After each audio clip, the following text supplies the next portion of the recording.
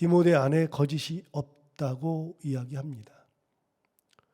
디모데에 대한 설명이 성경에 여러 번 이렇게 저렇게 나오는데, 디모데의 출생에 대하여서 사도행전 16장에서 그 사도행전 기자가 기록한 적이 있거든요.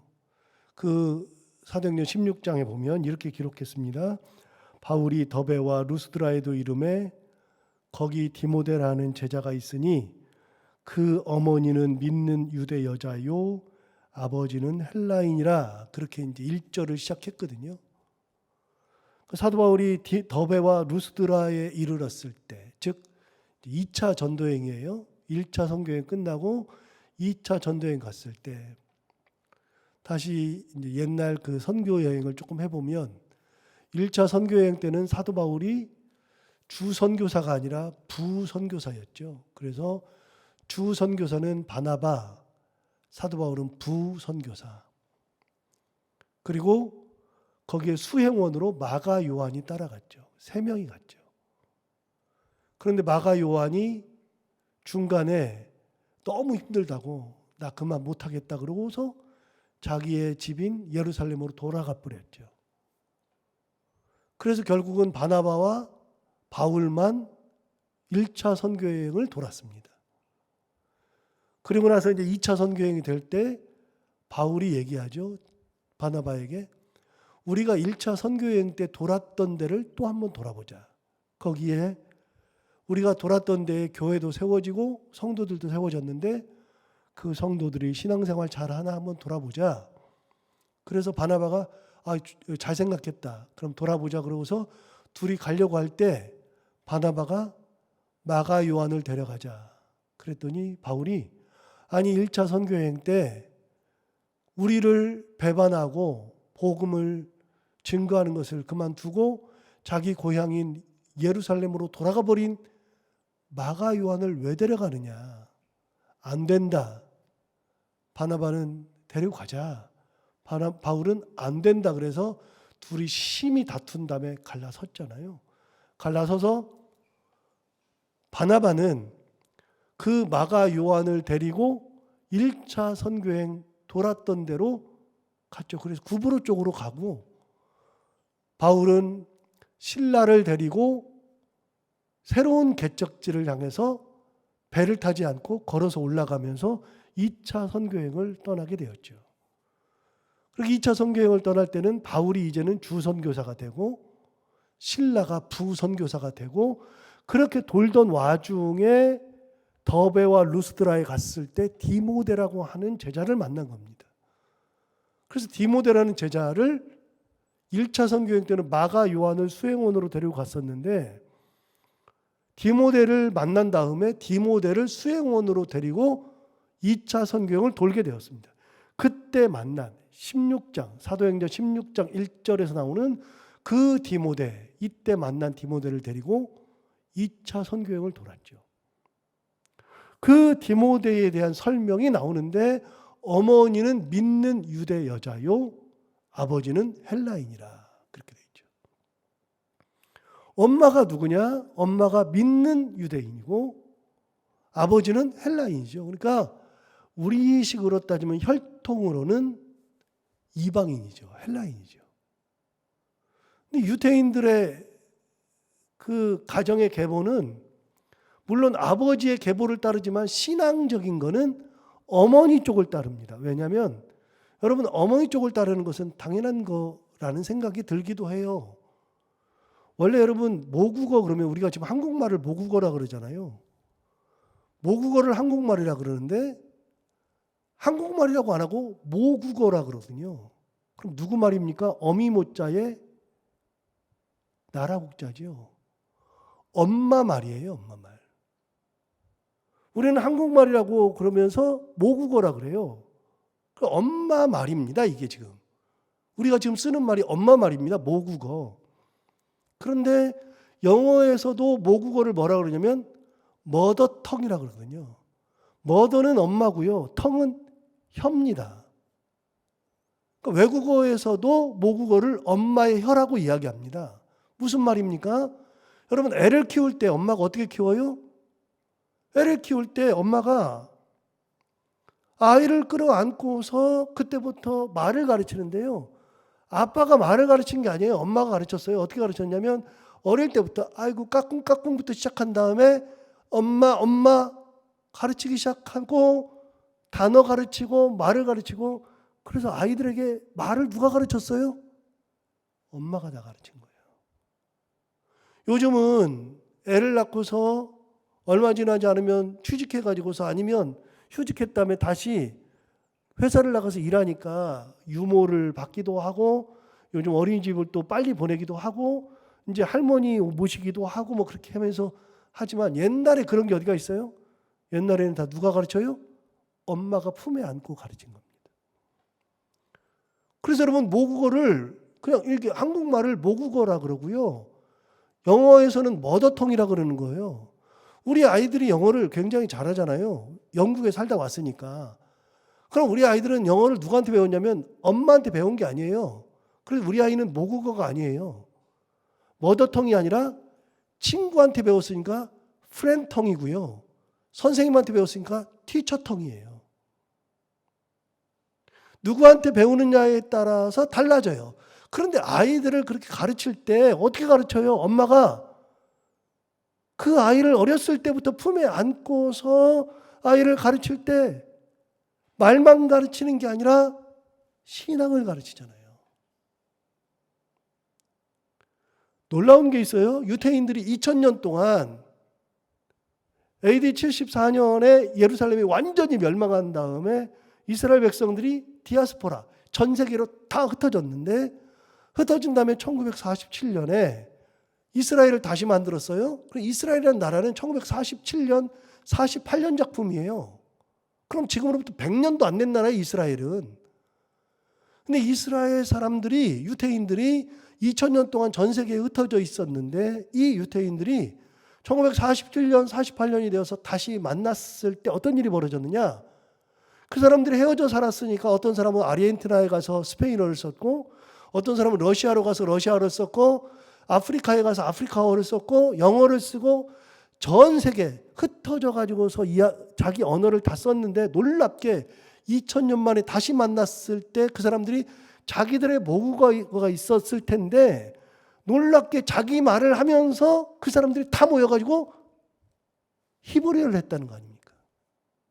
2000년 동안. 완전히 잊어버린 것 같았는데 2000년 동안 누가 가르쳤어요? 엄마가 말을 다 가르쳤죠. 저도 외국에 있어봐서 아는데요. 애들이 어렸을 때 가면 한국말을 별로 안 쓰려고 그래요.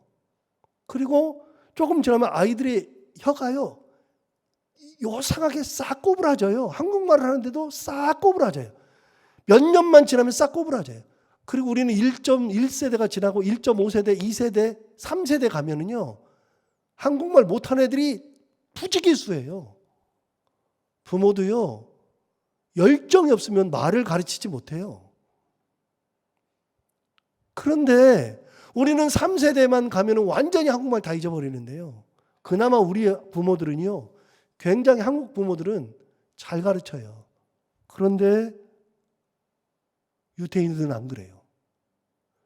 외국말을 가르치기 전에 먼저 히브리어를 가르치고요. 히브리어를 가르칠 때도 엄마를 가르치는 게 아니라 이 어린아이에게 가장 먼저 가르치는 단어가 하나님이라는 단어예요. 아이가. 근데 하나님이라는 단어가요. 얼마나 어려운 단어냐면 진짜 어려운 단어예요. 엘로힘 그래요. 어린아이가 입을 열 때 엄마가요. 세상에서 가장 쉬운 단어라고 말씀드렸잖아요. 엄마가. 입을 벌어서 얘기하면 마 이게 가장 쉬운 단어예요. 근데 우 이런 거는 진짜 어려운 모음이거든요. 아가 가장 쉬운 단어예요. 근데 아빠는 엄마보다 훨씬 더 어렵거든요. 왜? 아담에 빠가 있어요. 애가 힘을 줘가지고 빠를 해야 되거든요. 그 진짜 어려운 단어예요. 아빠는. 엄마는 그냥 입을 다물었다 엄마 하면 되니까. 세상에서 가장 쉬운 단어가 엄마예요. 엄마. 그러니까 아이가 가장 먼저 하는 단어가 엄마죠. 이모가 와가지고 가르친다 그러잖아요. 이모 해봐. 그러면 애가 이모를 해요. 이모 얼마나 어려운 단어인데요. 그러니까 그 어려운 단어를 못 가르치고요. 가장 쉬운 단어인 엄마를 가르쳐야 되는데 엄마를 가르치기 전에 유태인의 여자들은 하나님부터 가르쳐요. 엘로힘부터 가르친다고요. 대단한 거죠. 그렇게 어렸을 때부터 아이들을 신앙으로 길러내잖아요. 그래서 믿는 유대 여자라는 표현이 굉장히 중요한 거예요. 그래서 유태인들은요, 신앙적 계보로는 엄마를 따라요, 엄마를. 엄마의 신앙을 따라요. 그래서 16장 1절에, 사도행 16장 1절에 바울이 더베와 루스드라에도 이름에 거기 디모데라는 제자가 있으니 그 어머니는 믿는 유대 여자요, 아버지는 헬라인이라 얘기했어요. 그리고 나서 2절에 이렇게 얘기했어요.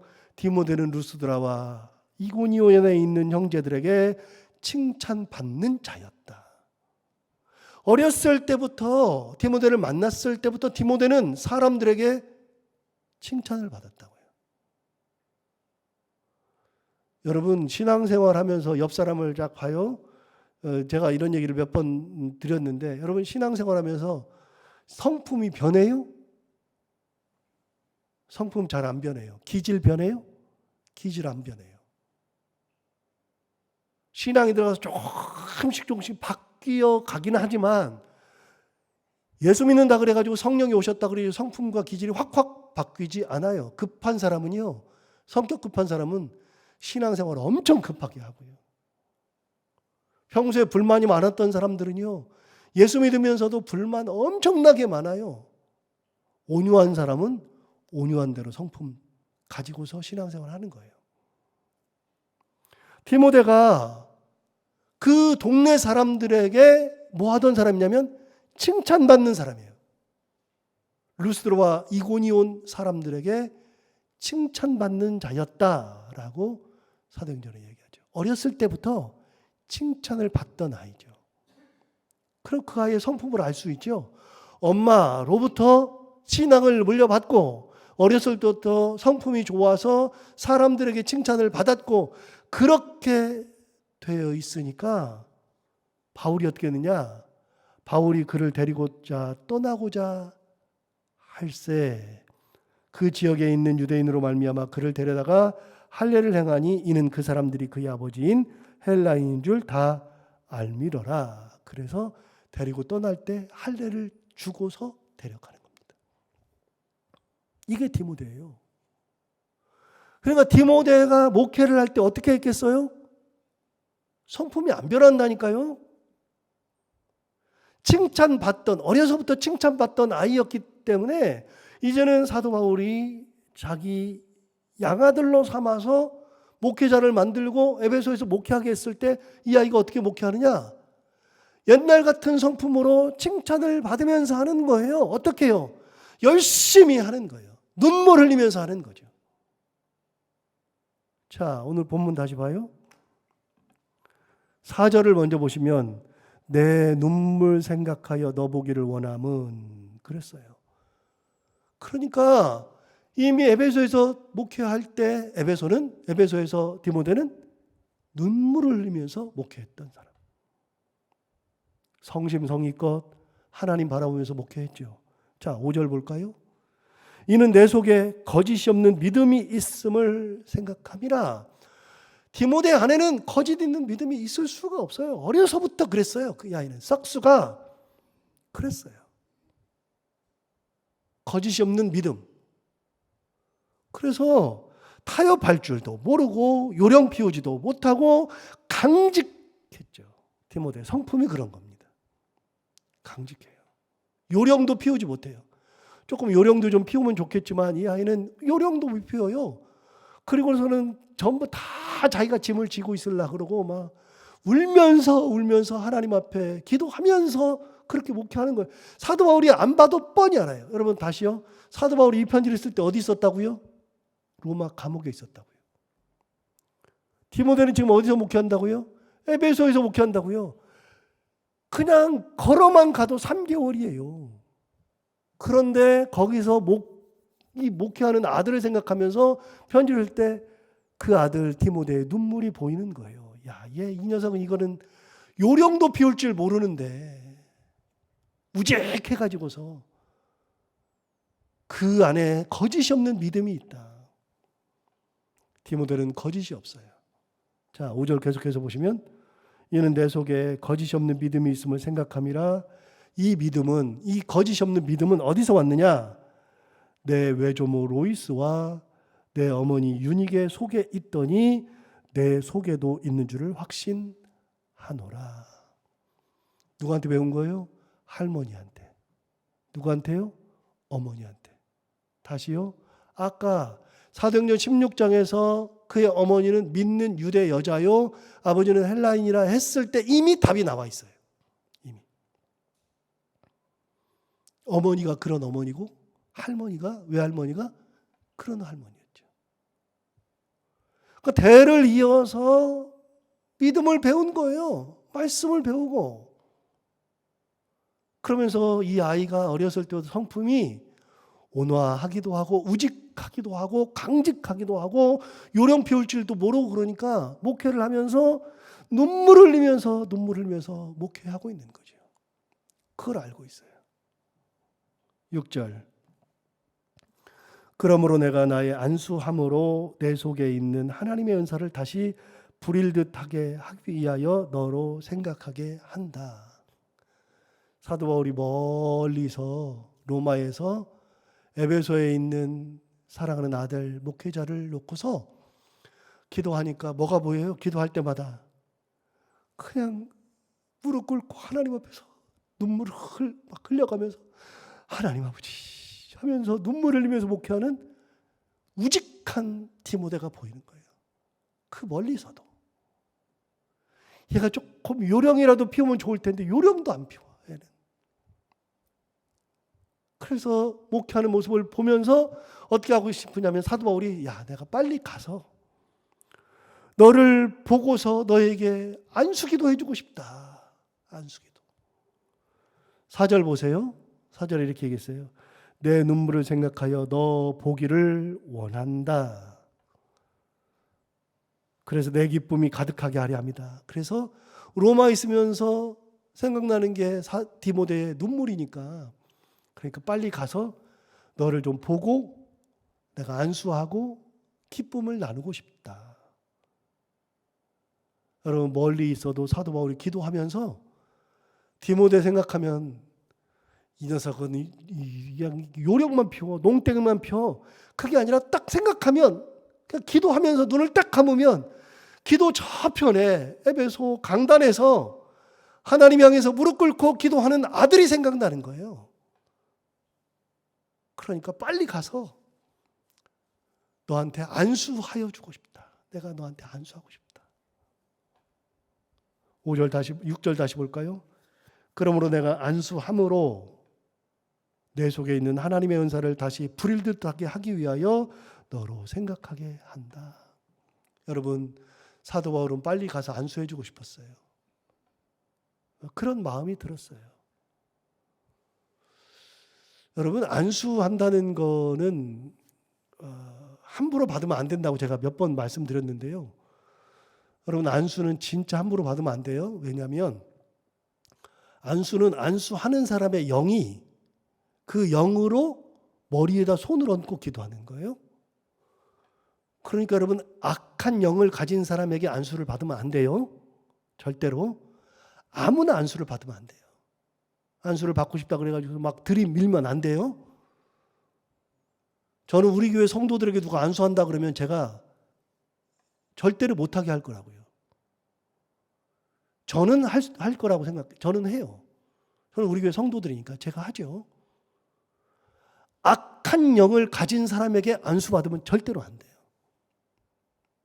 악령이 들어가는 경우가 굉장히 많아요. 그래서 안수는 함부로 받으면 안 돼요.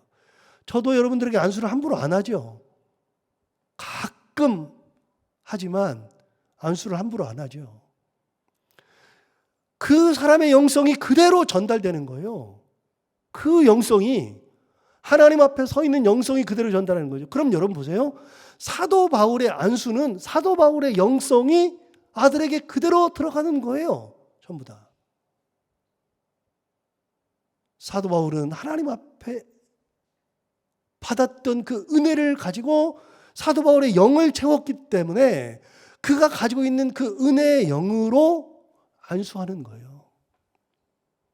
그래서 사도 바울이 가진 안수의 영은 죽은 것을 다시 살리고 병을 고치고 귀신을 몰아내고 그리고 그 사람이 가지고 있었던 하나님에 대한 열정을 다시 불러일으킬 수 있는 열정.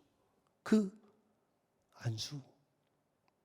그래서 그렇게 안수하고 싶다. 내가 사랑하는 내 아들에게 내가 안수를 해서 다시 이 아들을 하나님의 은혜로 다시 세우고 싶은, 눈물 흘리면서 괴로워하고 있는 그 아들에게 하나님의 은혜를 다시 불듯하게 하기 위한 그런 마음으로 안수하려고 하는 사도 바울의 마음이죠. 여러분, 디모데를 생각하면 이런 마음이 드는 거예요. 하나님의 은혜 가운데 살려고 하고 하나님의 은혜대로 살았던 그 아들을 생각하니까 그러는 거예요. 아무한테나 이런 마음이 드는 게 아니죠. 아무한테나. 그렇게 하나님을 위해서 열심으로 수고한 아들에게 안수하려고 하는 마음. 자, 7절 보십시오. 하나님이 우리에게 주신 것은 두려워하는 마음이 아니요 오직 능력과 사랑과 절제하는 마음이다. 왜 그럴까요? 자, 지금 디모데가 눈물 흘려요. 사도 바울이 기도하려고만 하면 기도 저편에 에베소 강단에서 무릎 꿇고 하나님 앞에 눈물 흘리면서 기도하는 디모데가 보여요. 그래서 자기가 빨리 가서 안수하고 싶은데 안수함으로써 너의 안에 있는 하나님의 은사를 다시 불일듯하게 하기 위하여 내가 안수한다. 그 말은 뭐예요? 디모데가 지쳤어요. 지쳤어요. 그리고 목회를 하다가 좌절했어요. 힘들어하고 있어요. 두려운 마음도 생겼어요.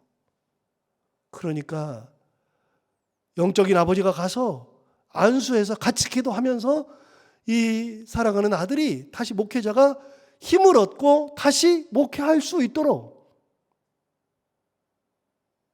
좌절하고 괴로워하고 있는 그 아들에게 안수해서 다시 하나님의 은사를 불러일으키려고.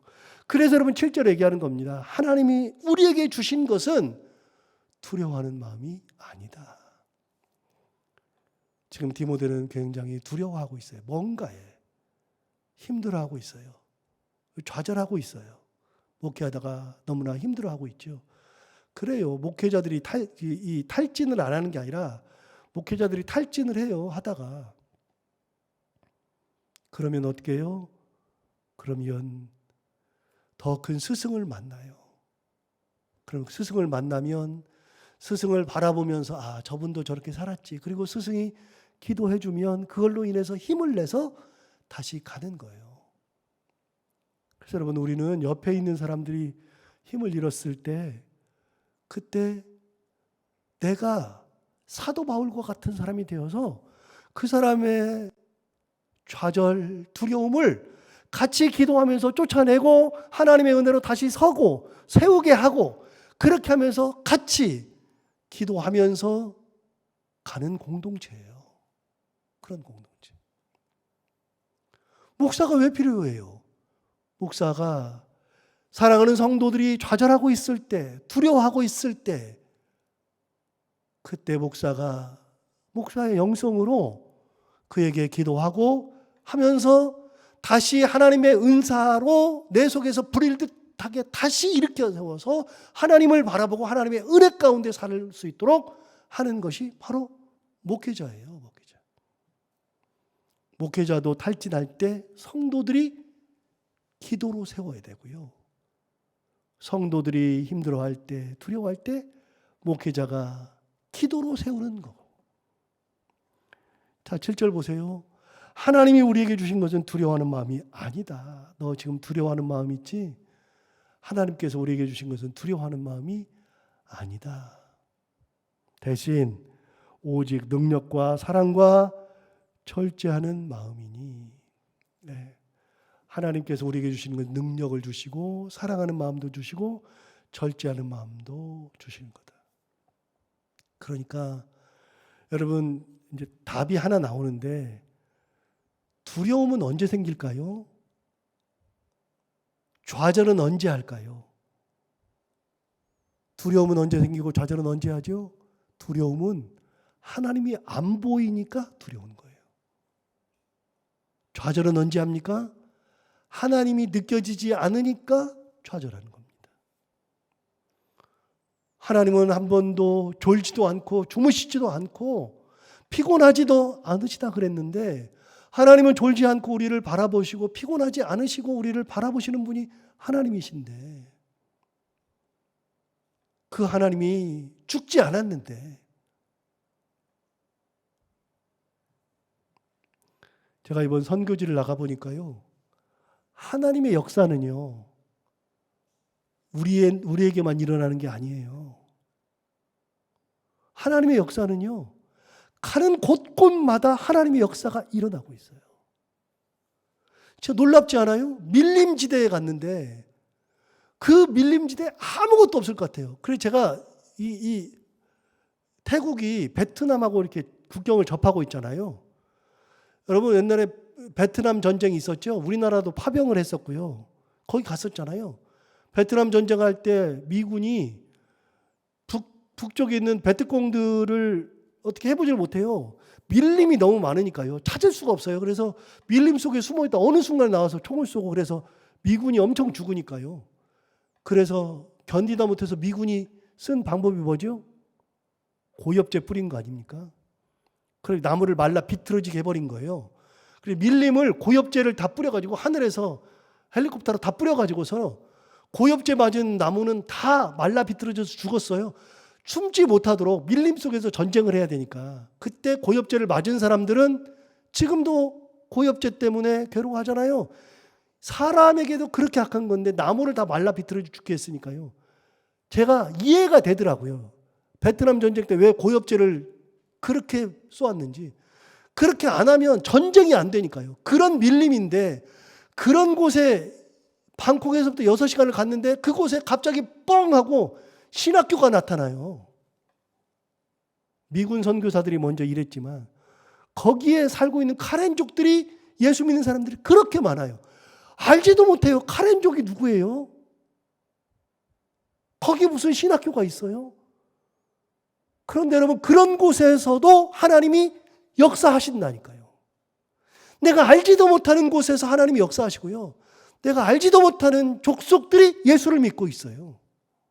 여러분 하나님은 죽지 않아요. 하나님은 지금도 살아 계셔요. 하나님이 우리에게 주시는 마음은 두려워하는 마음이 아니에요. 능력과 사랑과 절제의 마음을 우리에게 주시는 거예요. 너 힘이 왜 없어? 괜찮아. 여러분 하나님을 바라볼 때 능력이 생기는 거죠. 그래야 능력이 있는 거죠. 하나님이 안 보이면 좌절해요. 두려움이 생기고. 하나님이 보여야죠. 지금 디모데가 너무 힘들고 그러니까 하나님이 안 보여요. 지금 하나님. 그러니까 두려운 마음도 생겨요. 기도는 하고 있어요. 그래서 사도 바울이 기도하고 있으면 저 멀리서 기도하는 디모데가 보여요. 이야, 눈물을 흘리면서 기도하는, 두려우면서 떨면서 기도하는 디모데가 보이는데 그 마음에 빨리 가서 같이 기도해주고 하나님의 은사를 불듯하게 해가지고서 다시 힘을 내게. 그러면서 하는 말이에요. 내가 못 가지만 하나는 알아라. 하나님께서 우리에게 주신 것은 두려워하는 마음이 아니라 능력과 사랑과 절제다. 하나님 바라보면 그렇게 된다. 여러분, 하나님을 바라볼 때 능력이 오고 은혜가 임하는 거예요. 내 힘으로 감당하면 안 돼요. 디모데는 목회자인데 목회자도 탈진해요. 하나님이 안 보이기 시작하면. 그럼 우리가 신앙생활하면서 하나님의 은혜가 우리 가운데 가득하고 다른 것을 보지 아니하고 하나님을 바라보며 살아가는 그런 믿음의 삶을 살아가는 우리 모두가 다 되기를 바랍니다.